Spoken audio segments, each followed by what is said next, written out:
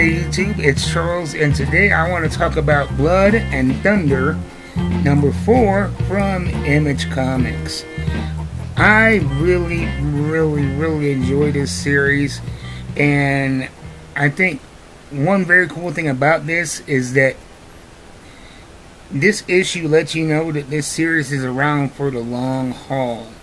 Because this was all about world building, not just the characters of Blood and Thunder, this half alien bounty hunter and their sentient gun. No, this didn't even involve them. It took place on a different planet, as a matter of fact, with different characters expanding the lore of this universe. As I've discussed before in previous reviews, I've reviewed at least a couple of issues of this. It takes place primarily on a terraformed asteroid with a caste system of the rich and powerful literally living on the top level, to where you go down to the more oppressed level, the lower level humans, and the aliens living on different levels of this terraformed asteroid, and each level is progressively worse. And so you see that it's a social commentary focus, this series, and that there's a disparity of wealth and status. And we start off on that asteroid with a criminal breaking out of a prison, very violent alien criminal, and the first thing he does is, him and his cohorts are going after books. And you find out that in this society, books are a rarity. They're seen as relics, as something that's not useful in this society. And she is set out to find this individual. And in the last issue, we see that her Blood and this alien escapee, they had a face-to-face confrontation as he was tearing through the asteroid trying to escape. And he noticed that she was part alien and really protected her. And so you see that he wasn't just a mindless killer, but there seemed to be a higher cause behind his actions.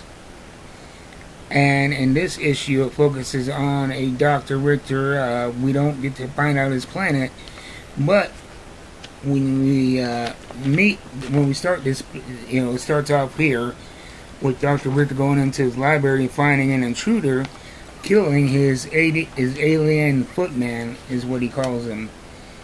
And he's trashing the library trying to steal these books, and he's eventually ran off by Dr. Richter and his gun, but he did kill the footman. So it's about him trying to find out what is going on, speaking to fellow rich people, to this father of this church. His church seemingly built on science, trying to find out what's going on. And when talking to one of his fellow rich people, his this other guy's alien servant pulls him aside and tells him the story of these ancient monsters that are awakened by lightning in alien lore. And they're called the Lelutu. And under the cover of long night and aroused by thunderbolts, sky god, the storm that is, this creature roams the land looking for vulnerable homes that he may enter and make his meal.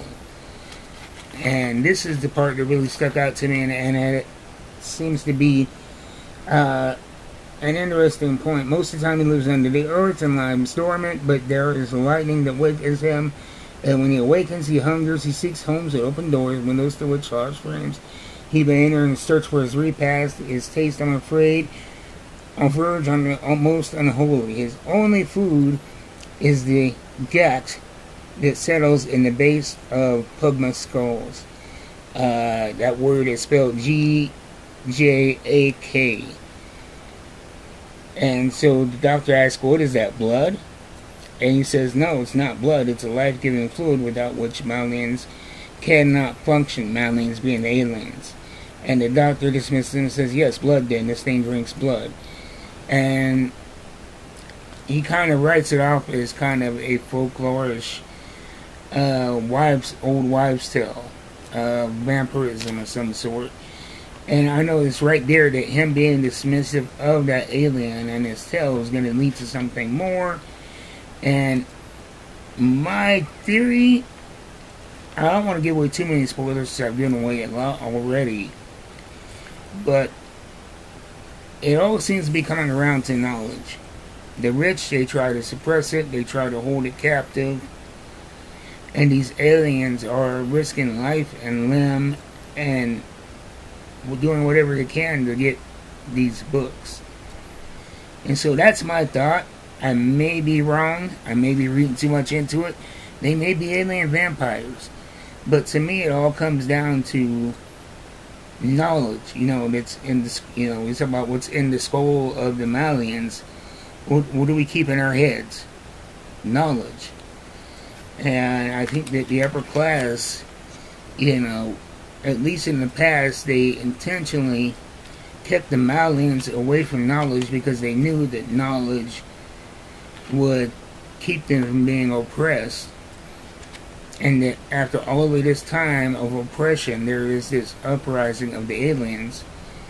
And like I said, even though it doesn't feature the main character here, the characters that you see on the cover, it does a lot of world building. And I don't think that you would do this much world building, a whole issue, without plans to really expand the universe and to make this more than just a mini-series. And so I am excited. This is a Image Skybound title, and a lot of my reviews here lately, I would say 80% are of Image books, and I'm not in the pocket of Image, clearly, because I'm broke. I'm not shooting these videos from a studio. It's in my junk-filled living room, surrounded by my action figures and comic books. A lot of my reviews are Image Comics because that's what is really hitting for me right now. Image Comics, they are just putting out a lot of books and a lot of high-quality books. I have joked that Image Comics need to stop putting out so many great books because it's so expensive. And it is. But I don't regret a dollar that I spend with them. I mean, you look at all their titles from just the Spawn universe. We have Bloodletter, Spawn, King Spawn, Scorch, Deadly Tales of the Gunslinger, Gunslinger Spawn, Medieval Spawn, Sam and Twitch Case Files. So many great titles, and they're adding more and more.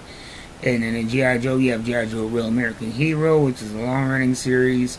You have the new Energon Universe G.I. Joe that combines G.I. Joe, Transformers, and Void Rivals. And I think, what number are we on? I think we're on number 10 of that. I just read it yesterday, and I'm considering doing a review because things are really, really amping up in that story as far as the interaction with the G.I. Joes and the Transformers, and it's really picking up. So I think if you're not reading G.I. Joe, the new series, I believe we're going into 11, get on that, especially if you are a nerd of my age.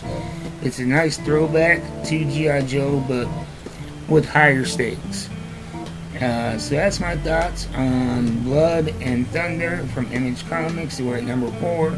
Number 5 coming out here in September. And I'll see you guys next time. Until then, keep reading them books. I'm out.